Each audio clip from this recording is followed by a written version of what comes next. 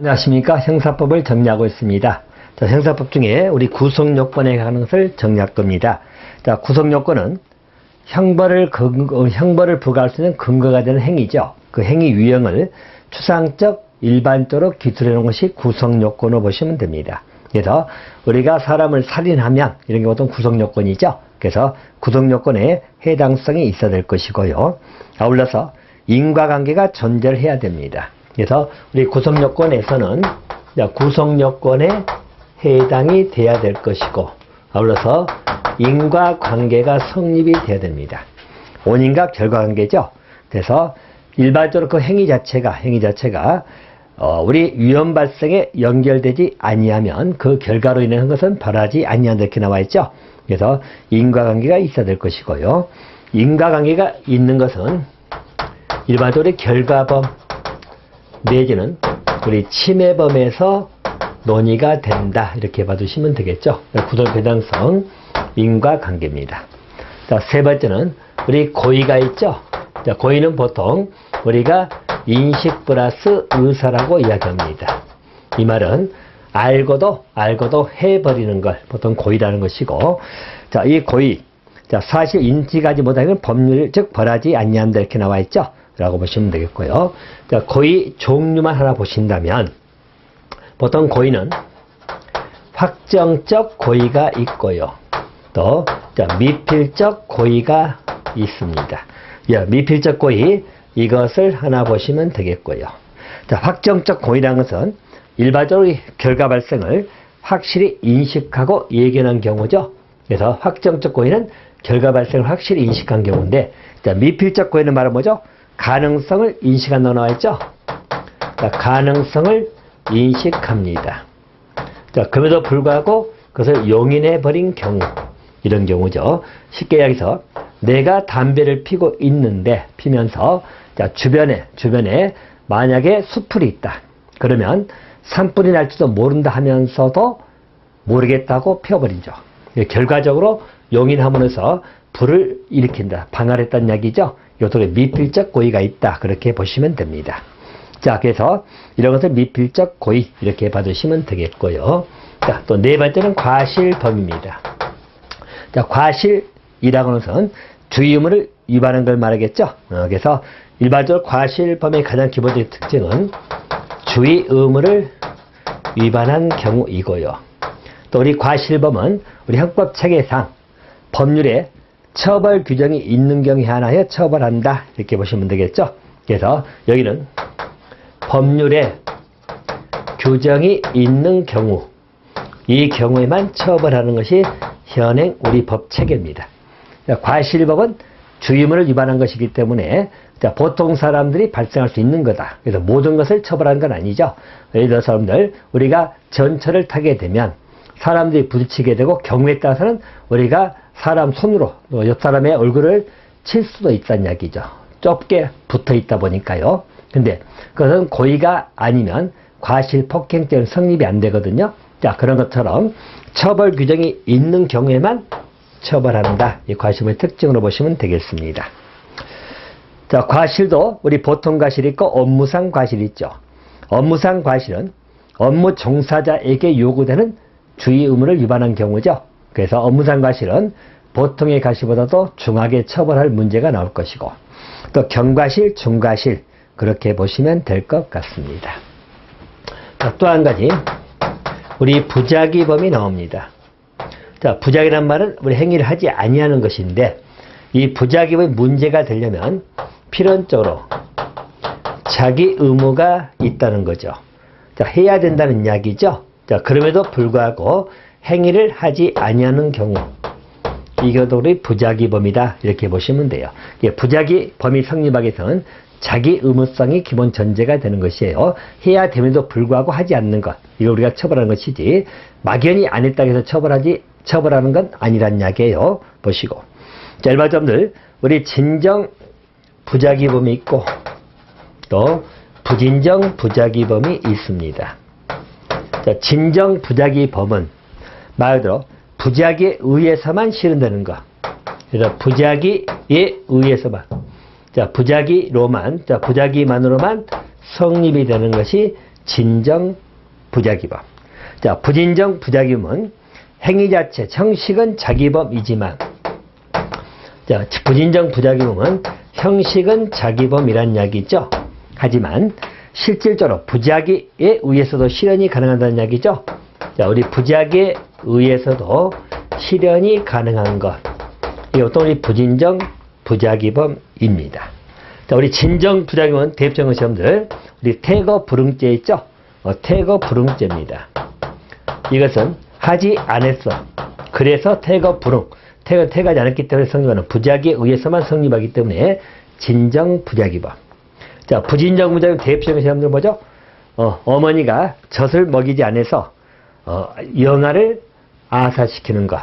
그죠? 그래서 일반적으로 영아에 대해서 젖을 주지 아니한 경우죠. 그래서 아사시킨 경우죠. 이런 것은 일반적으로 부작위에서 실현하는 살인범, 우리 부진정 부작위범이 된다는 이야기죠. 이렇게 봐두시면 되겠습니다. 자, 우리 구성요건의 테마는 이렇게 정리하시면 되겠고요. 자, 위법성에 관한 문제입니다. 위법성은 전체 법질서를 위반한 것을 의미한다고 생각하시면 되겠고요. 자, 위법성 테마에서는 위법성이 조각되는 사유. 자, 일반적으로 위법이 인정되지 않는 경우다. 이렇게 봐두시면 돼요. 그래서 위법성이 조각되면 적법한 행위가 되는 것이죠. 자, 이것을 위법성 조각사유라고 하는 것이고요. 위법성 조각사유에 해당되는 것은 첫 번째 정당 방위가 있죠. 자, 정당 방위는 부정에 대한 정의 개념입니다. 부정에 대한 정. 상대가 나를 죽이려고 했다. 그래서 그걸 막기 위한 행위가 정이 되겠죠. 그래서 일반적으로 정당 방위는 자기 또는 타인의 법이다 현재 부당한 침해를 방위하기 위해서 하는 것이고, 상당한 이유가 있다면 벌하지 아니한다. 그렇게 나오는 것이죠. 자, 반면에 긴급 피난도 있습니다. 자, 긴급 피난은 정대 정의 관계다 이런 말 쓰거든요. 자, 긴급의 대표적인 사례로 소개되는 것이 이런 것들이죠. 예를 들어서 길을 가는데 도사견이 나를 물려간다는 이야기죠. 그래서 그걸 피하기 위해서 남의 집으로 뛰어감으로써 남의 집에 유치원을 깨고 들어갔다. 이런 것들이죠. 이런 것들은 바로 정에 대한 침해, 우리 도사견이 날 부른 것을 부정이라, 즉 위법이라고 할 수는 없죠. 그래서 정에 대해서 할 수 있는 정의 행위를 긴급 피난이고, 이것도 위법성이 없다. 이렇게 보는 것이에요. 또 세 번째 여러분, 자구행위입니다. 자구행위는 스스로 추적해서 하는 것이죠. 자, 자구행위는 일반적 법정 절차에 의해서는 보전이 불가능한 경우죠. 이런 경우죠. 그래서 그럴 때 하는 것이 자구행위다. 다시 말하면 내가 한 달 전에 오토바이를 도난당했는데 누군가가 그 오토바이를 타고 있다는 이야기죠. 그럼 그때 이거 절차를 밟아서 할 수 있는 시간적 여유가 없잖아요. 바로 가서 오토바이를 내가 빼서, 즉 내 것이니까 찾아오는 것이겠죠. 자구행위입니다. 이것은 일반적으로 우리 위법성이 조각된다 이렇게 보시면 되겠고요. 또 네 번째는 정당행위입니다. 자, 정당행위라는 것은 법령이나 업무 또는 사회상규에 위반되지 않는 행위를 말합니다. 다시 말하면 우리 법령에 따른 행위 또는 우리 업무에 의한 행위 또는 일반적인 사회상규에 위반되지 않는 행위입니다. 자, 사회상규에 위반되지 않는 행위, 정당행위가 인정이 되면 역시 위법성이 조각된다고 보시면 되겠습니다. 또 다섯 번째, 우리 피해자 승낙이 나오죠. 자, 피해자 승낙입니다. 역시 이것도 피해자 승낙은 처분할 수 있는 지위에 있는 자, 처분할 수 있는 지위에 있는 자가 승낙했다는 이야기죠. 자, 쉽게 말해서 내 물건 가져가라고 했어.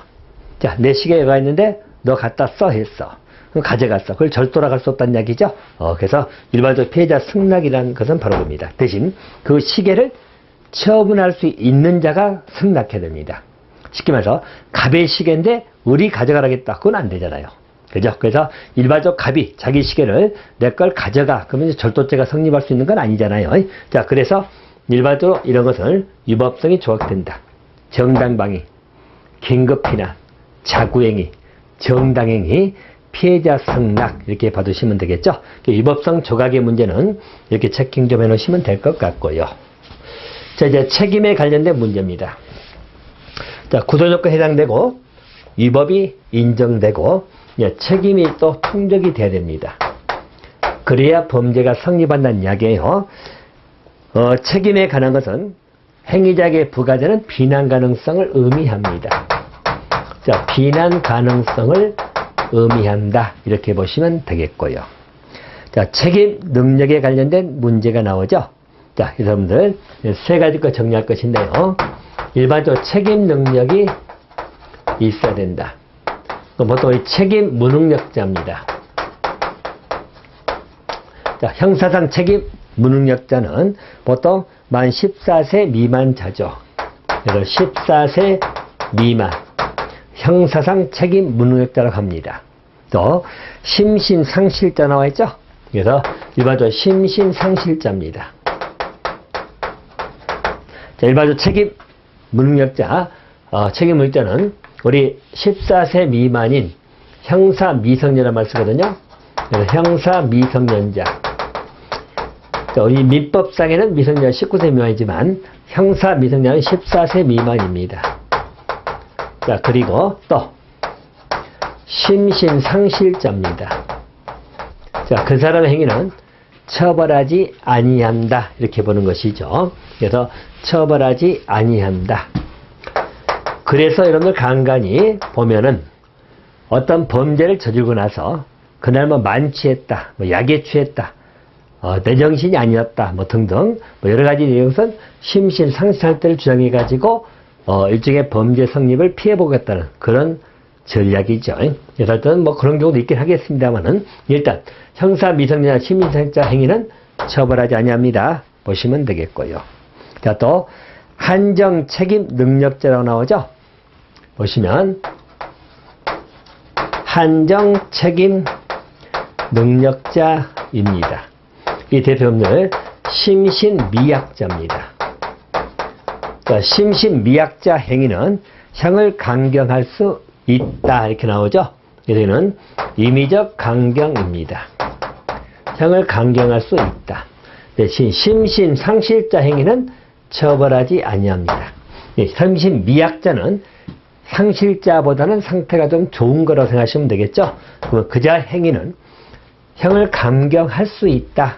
그렇게 나옵니다. 자, 반면에 농아자입니다. 농아자는 필요적 강경이라고 하죠. 이 말은 여기는 강경할 수 있지만 농아자 행위는 강경한다고 나옵니다. 필요적 강경이죠. 그래서 필요적 강경이다 하나 받으시면 될 것 같습니다. 자, 또 한 가지는 온인에 있어서 자유로운 행위가 나오죠. 자, 온인에서 자유로운 행위라는 것은 스스로 심신 상실 상태를 만든다는 이야기죠. 범죄를 실행하는 것을 말합니다. 알겠죠? 그래서 일반적으로 온인에서 자유로운 행위는 견행위는 말 그대로 스스로 자, 고의 또는 과실에 의한 것이죠. 고의 또는 과실입니다.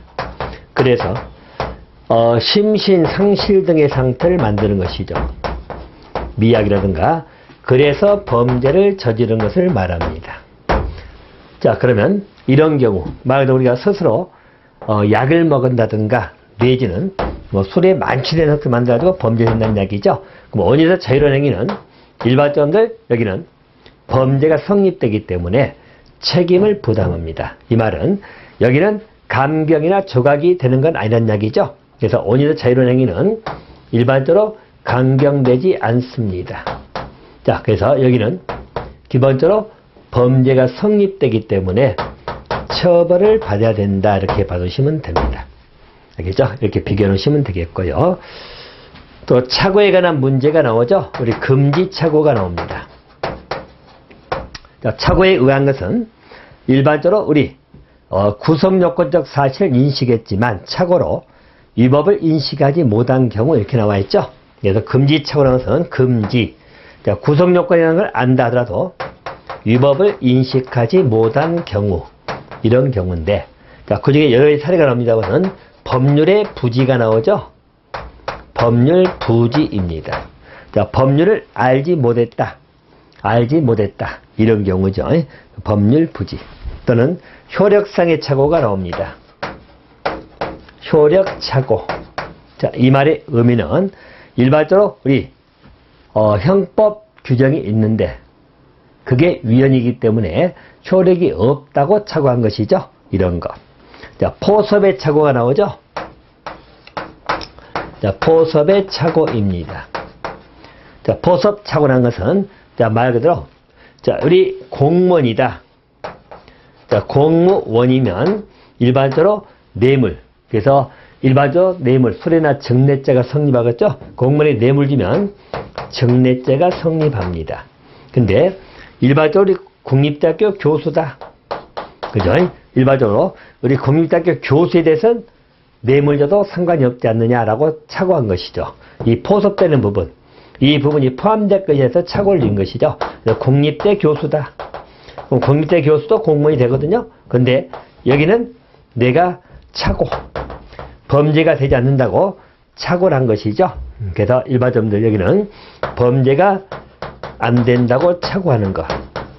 그래서 우리 뇌물을 주는 건 범죄인 건 알지만 국립대학교 교사대 주는 것은 아니라고 착오를 일으키는 것. 포섭의 착오라고 이야기하는 것이죠. 이렇게 봐두시면 됩니다. 그래서 일반적으로 금지 착오가 상당한 이유가 있다고 할 때는 처벌에 안 하거나 강경 문제가 발생할 수 있어요. 이런 정도 판단을 받아야 될 문제이지요. 또 세 번째는 강요된 행위는 보통 여러분들 처벌하지 아니한다고 나와 있죠. 그래서 강요된 행위입니다. 자, 강요된 행위는 일반적으로 처벌을 하지 아니합니다. 자, 강요된 행위 대표적인 사례로 나오는 것이 이런 것이죠. 자, 우리 납북어부죠. 그죠? 그래서 납북된 어부입니다. 자, 그래서 거기서 북한을 칭송했다. 일반적으로 북에 납치돼 가지고 북한을 칭송할 수밖에 없는 그런 상황, 강요행위죠. 자신 의사 상관없이 하게 된 행위라는 이야기죠. 이런 경우는 국가보안법 위반으로 보기가 어렵다. 이렇게 보는 것이죠. 그래서 국가보안법 위반에 아니다라고 보는 것이죠.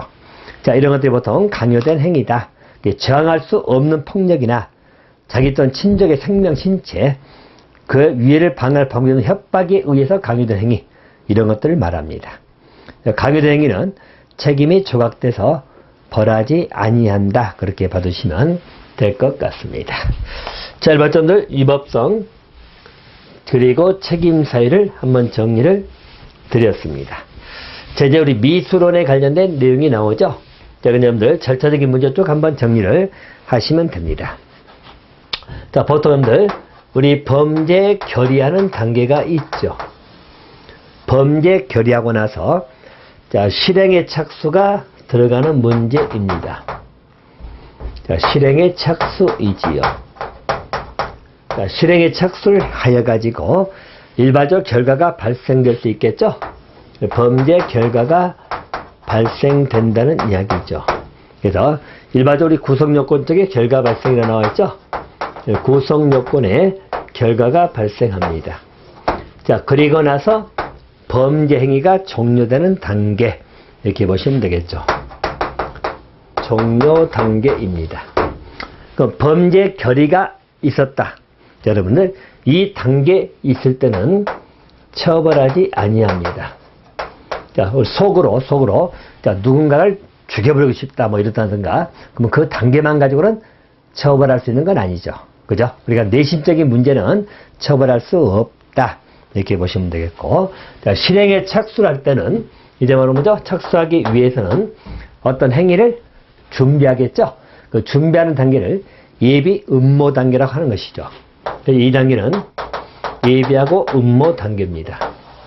그럼 예비 음모 단계는 처벌 규정이 있다면 이것은 처벌이 가능합니다.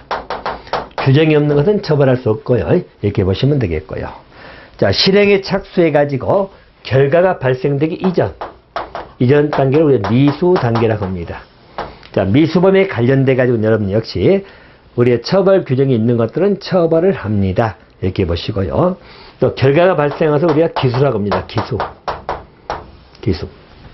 또 그 결과가 계속 유지되는 것이 있죠. 그래서 이 위법 상태가 계속 유지되는 단계. 이게 대표적 놈들 체포감금죄라든가 이런 것이 되겠죠. 그리고 종료 단계. 이렇게 진도선하시면 돼요. 자, 이제 미수론에 관련된 기본적 내용 몇 가지 정리할 겁니다. 자, 미수범이 나와 있죠? 미수범은 실행에 착수해가지고 일종의 이제 행위를 종료하지 못했거나 또는 종료했다도 결과가 발생되지 아니한 단계를 보통 미수범이다 이렇게 이야기하는 것이죠. 우리가 미수범이 되려면 실행에 착수는 해야 되겠죠? 그죠? 자, 실행에 착수를 했습니다. 착수하고 나서 행위를 종료하지 못했거나 자, 또는 결과 발생이 나오지 아니한 경우죠. 이것도 우리가 미수범이다라고 하는 것이에요. 그럼 일반적으로 미수범의 처벌의 문제죠. 자, 미수는 처벌 규정이 있을 때 처벌한다 이렇게 보시면 됩니다. 미수도 일반적으로 처벌 규정이 있었는 이야기죠. 미수범은 우리가 처벌 규정이 있다면 처벌하는 문제입니다. 자, 없다면 처벌할 수 없다고 생각하시면 돼요. 미수상기는 처벌을 안 하지만 규정이 있다면 처벌한다 이렇게 받으시면 되겠어요. 자, 우리 미수 종류는 세 가지 형태 나오죠. 우리 여러분들 장애미수가 있습니다. 장애미수. 자, 장애미수는 보통은 여러분 이런 경우죠. 자, 만약에 내가 절도를 실행하고 있어. 근데 경비원이 다가오는 소리가 들어가지고 일종의 이제 그 절도 행위를 중지하는 걸 말하겠죠. 이 말은 자신의 의사하고 상관없이 장애로 인해 가지고 행위를 종료하지 못했거나 그런 것을 장애미수라고 그래요. 자, 장애미수는 임의적 감경입니다. 그래서 감경할 수 있다. 그렇게 보시면 되겠고요. 자, 그리고 중지미수가 나오죠. 중지미수입니다. 이는 스스로 그만둔 걸 말하겠죠. 그래서 결과 발생을 방지한 경우죠. 그러니까 스스로 중지하거나 또는 범행으로 인한 결과 발생을 스스로 방지하는 것. 자2라고 보시면 됩니다.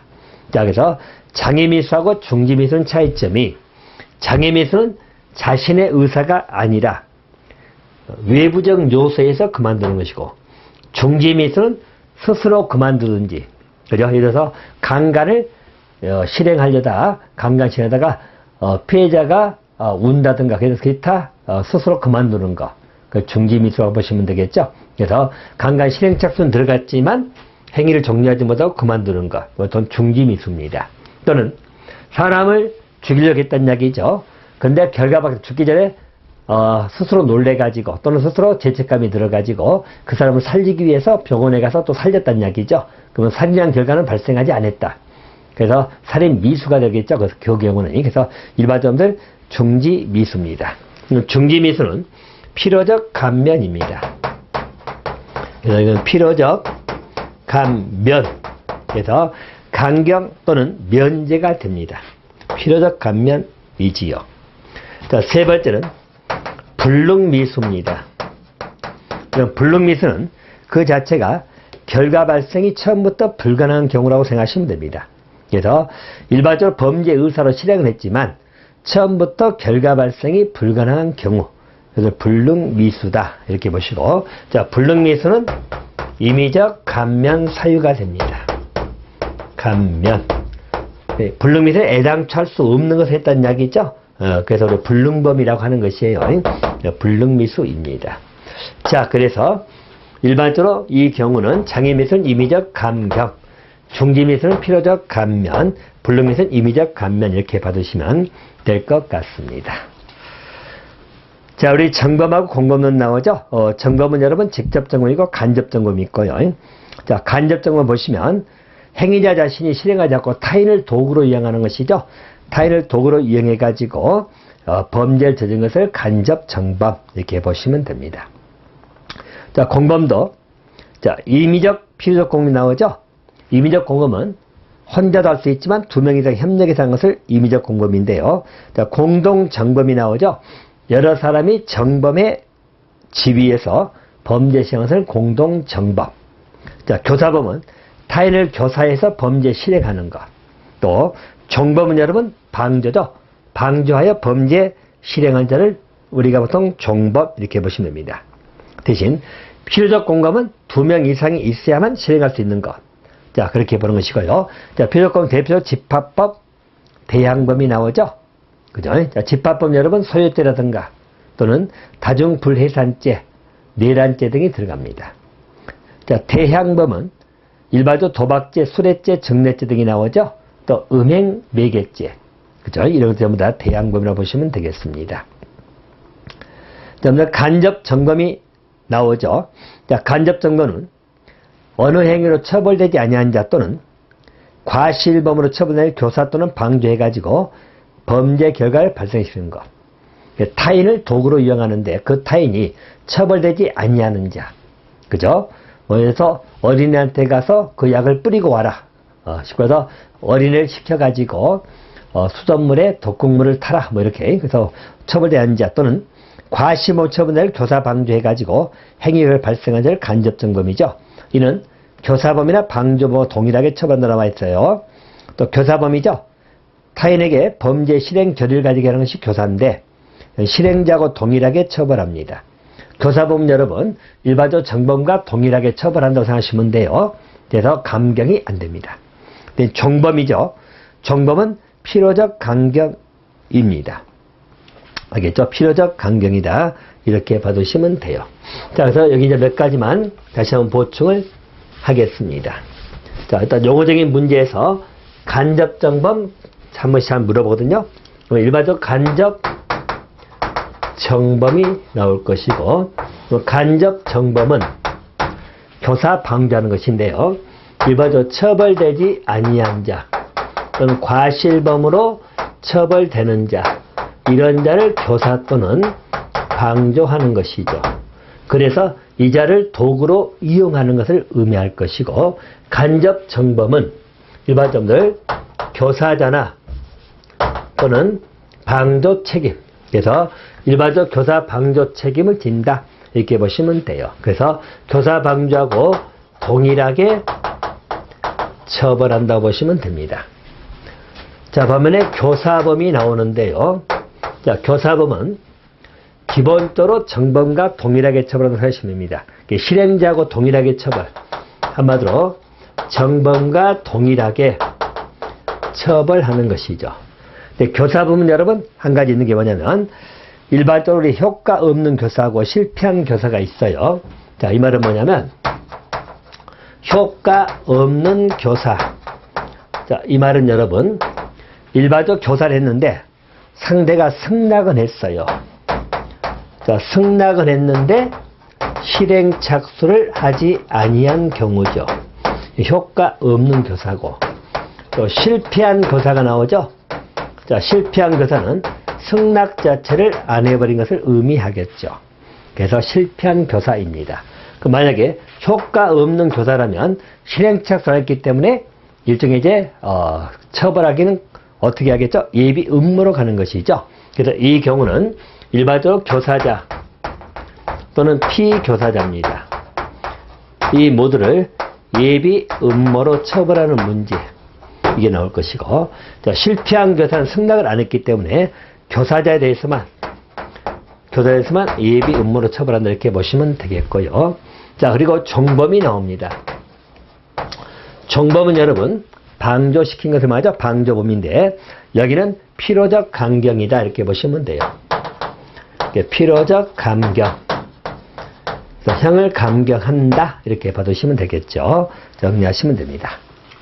자, 재수론이 나옵니다. 일제인가 수제인가 나오는데, 자, 일제는 여러분 법적 경합하고 포괄 일제가 있어요. 자, 법적 경합이라는 것은 외관상 수개 구성력에 해당되지만 하나의 구성력이 다른 구성요건을 배척해서 하나의 죄만 성립하는 것을 법적 경합. 또 포괄 일제죠. 포괄적으로 한 개의 구성요건을 묶을 수 있는 것. 그래서 법적 경합과 포괄 일제는 일제에 들어갈 것이고, 자, 수제가 된 것은 상상적 경합 나오죠. 행위는 하나지만 수개 행위가 범죄가 성립한 것을 말합니다. 상상적 경합이고요. 자, 실체적 경합은 한 사람 범죄인이 수개 행위에 대해서 수개 범죄를 범한 경우죠. 자, 그래서 보통 경합범은 실체적 경합이죠. 그래서 수재가 되는 것이죠. 라고 보시면 됩니다. 자, 형벌에 관한 문제가 나와 있죠. 우리 형벌 종류에 관한 것입니다. 형벌 종류는 우리 형법 총칙에 9가지 종류 형벌이 나와 있어요. 그래서 사형, 징역, 금고, 그리고 자격상실, 자격정지, 벌금, 구류, 과료, 몰수 9가지 형벌이 나와 있다. 이렇게 보시면 됩니다.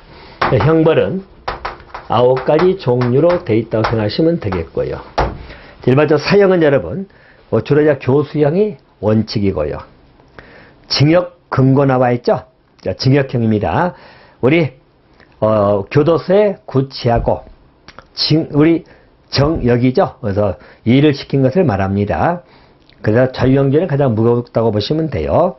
그리고 징역형은 유기무기, 유기징역은 1개월 이상 30년 이하입니다. 가중하면 50년까지 가능하죠. 이게 징역이고. 금고는 구치, 즉 우리 교도소에 구치는 하지만 일을 안 시키는 것을 금고형. 자, 구류는 여러분 30일 미만이죠. 1일 이상 30일 미만을 구류. 자, 재산형은 벌금이 나오죠. 벌금은 보통 5만 원 이상입니다. 알겠죠? 5만 원 이상. 자, 과료는 2천 원 이상 5만 원 미만. 몰수는 재산을 뺏는 걸 말하겠죠. 또 자격정지, 자격상실은 명예형이다. 이렇게 보시면 됩니다. 형벌 종류는 그렇게 보시고요. 자, 두 번째 누범이 나오죠. 자, 누범입니다. 자, 누범은 여러분 금고 이상형을 받고 3년 내 다시 재범한 것이죠. 누범이 되려면 금고 이상형이고 플러스 3년 내 다시 한번 금고 이상형입니다. 여기에 대해서 다시 죄를 범한 경우죠. 재범을 한 경우 보통 누범이다. 이렇게 보시고요. 누범은 형의 장기형이죠. 여기 2배까지 부과할 수 있어요. 2배까지 부과할 수 있다. 이렇게 받으시면 됩니다. 자, 선고유예, 집행유예, 가석방이 나오네요. 자, 일반점들 여기는 표 정리가 잘 되어 있습니다만은 특징 몇 가지 볼 겁니다. 자, 선고유예, 집행유예, 가석방입니다. 세 가지 요건의 공통점 여러분, 기본적으로 개전회장이 현저해야 됩니다. 이 말은 뉘우치는 것이 현저해야만 가능하다는 이야기예요. 알겠죠? 그래서 뉘우치는 것이 현저해야 됩니다. 선고유예는 1년 이하의 징역 금고형이 나오죠. 그래서 선고유예를 하려면 1년 이하입니다. 자, 바로 집행유예는 3년 이하 징역이나 금고형이 나옵니다. 그래서 플러스 우리 벌금형이 들어가죠. 자, 500만 원 이하의 벌금형을 선고할 때입니다. 자, 500만 원 이하의 벌금형이다. 이렇게 보시면 돼요. 이럴 때 집행유예를 부과할 수 있어요. 자, 가석방 같으면요. 자, 무기 같으면 20년이죠. 20년. 자, 유기형 같으면, 유기징역이면 3분의 1을 경과한 경우죠. 알겠죠? 3분의 1을 경과했다. 그럴 때 가석방을 할 수가 있다. 이렇게 봐두시면 되겠고요. 자, 일반적으로 선고유예 기간은 기본적으로 2년입니다. 집행유예 기간은 1년부터 5년 사이죠. 그래서 1년에서 보통 5년입니다. 이렇게 보시면 되겠고요. 아울러서 자, 무기 같은 우리 가석방은 무기 10년.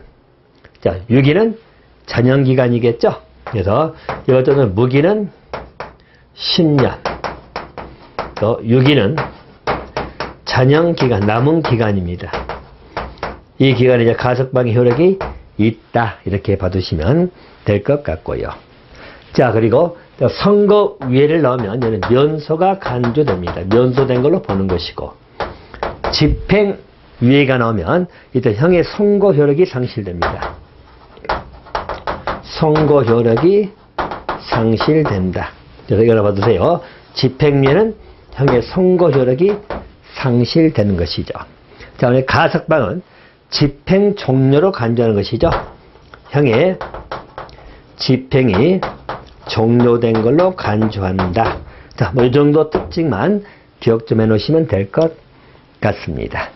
자, 그래서 일반적으로 우리 선고유예, 집행유예, 가석방. 그래서 이렇게 정리를 해 놓으시면 될 것 같아요. 자, 형법 강론이 나옵니다.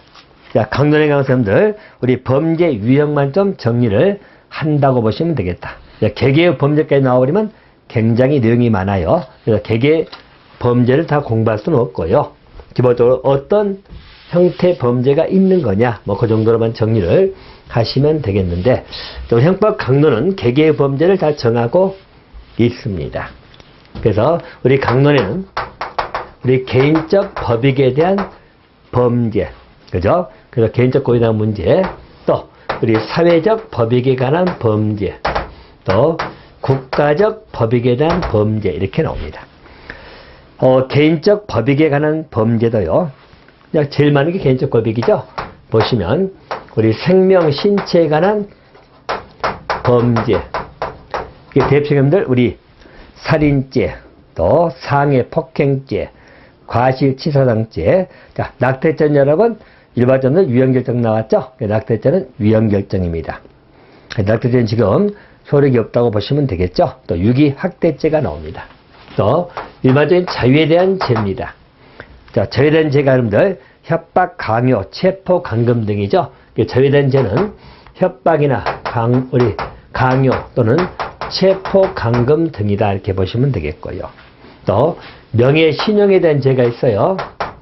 이게 여러분들 앞에 명예훼손죄 나오겠죠. 그죠? 그리고 명예훼손죄가 보통일 것이고, 또 한 가지는 사생활입니다. 자, 사생활 평온에 관한 죄가 여러분들 대부분 주거침입죄, 비밀침해죄, 주거침입 또는 비밀침해, 이런 것이 들어간다고 생각하시면 되겠고요. 자, 그리고 이제 제일 많은 게 재산에 관한 죄죠. 재산입니다. 자, 재산에 관한 죄는 여러분들 절도, 강도, 사기, 그리고 공갈, 횡령, 배임, 장물, 그리고 또 우리 배임, 또 손괴, 권리행사, 방해죄 등이 나온다고 생각하시면 됩니다. 그래서 가장 많은 것이 여러분 우리 재산에 관한 죄라고 생각하시면 됩니다. 재산에 관한 죄는 한두 가지 보충을 드리면 이렇습니다. 우리 재산에 관한 죄는 재물을 대상하는 것이 있고요. 또 재산상 이득이죠. 그래서 우리가 이득죄라고 부르는 것이 있고요. 또 재물하고 재산상 이득이 같이 있는 거 있죠. 재물 플러스 재산상 이득이 있는 것이 있습니다. 자, 재물만 대상하는 것이 대표적인 여러분들 우리 절도, 횡령, 장물, 손괴 등이 있습니다. 절도죄, 또 횡령, 그리고 장물, 그리고 손괴죄가 있다. 자, 재산상 이득이 대표적인 게 배임죄죠. 배임죄는 재산상 이득을 취하고자 하는 것이고, 또 재물이나 재산상 이득이 같이 들어가는 범죄가 있죠. 이것들 강도 또는 사기, 공갈입니다. 자, 재산죄는 이 정도 정리를 하시면 될 것 같습니다. 자, 반면에 우리 사회적 법익에 대한 죄 있죠. 공공의 안전, 평온, 신용, 건강 등이 나오고 사회 도덕에 관한 범죄가 나옵니다. 자, 그래서 일반적들 우리 공공의 안전, 평온에 대한 죄는 공안을 해야 하는 죄, 여러분들 범죄한체 조직죄, 소요죄, 또 다중불이산죄가 나올 것이고, 폭발물 나오고, 방화나 실화 나오죠. 이런 거. 일수하고 수리. 여러분 일수, 우리 물이 넘겨서 물로 저지르는 범죄입니다. 또 수리방해죄는 물의 흐름을 방해시키는 것이죠. 이건 수리방해죄. 교통방해죄입니다. 공공신용은 통화, 또 유가증권 인지 우편에 관한 죄, 문서에 관한 죄, 인장, 우리 도장 생각하시면 되겠죠? 인장에 관한 죄입니다. 공정건강에 관한 음용수에 관한 죄, 아편에 관한 죄, 또 사회 도덕에 관한 죄는 성풍속, 도박이나 복표, 신앙에 관한 죄가 나옵니다. 또 우리 국가적 법익은 대표적인 내란죄, 외환죄가 있죠. 또 우리 국기, 국장, 모독죄, 또 국교에 관한 죄로서 애국원수나 애국사절을 폭행하는 것, 이런 것 들어갈 것이고, 거기 애국에 대한 사전죄란 말 나온가요? 자, 애국에 대한 사전죄다. 애국에 대한 사전이라는 것은 여러분 개인이 스스로 전투하는 겁니다. 국가가 선전포고를 알리는데 개인이 전투행위를 하는 것. 그죠? 사인. 개인이 혼자 애국을 상대로 전투 행위를 하는 것. 이것을 우리가 애국에 대한 사전죄라고 생각하시면 돼요. 또 국가 기능에 관한 죄는 공무원 직무, 공무방해, 도주 은닉, 그리고 무고죄 등이 있다. 그렇게 보시면 되겠어요. 형법 강론 여러분, 개개의 범죄가 굉장히 많고 개별적 들어가면 굉장히 내용이 많아요. 그래서 범죄 유형 정도만 여기서는 정리를 하는 걸로 하겠습니다. 자, 이번 강의 여기서 마치고요. 다음 강은 형사소송법 가지고 뵙도록 하겠습니다.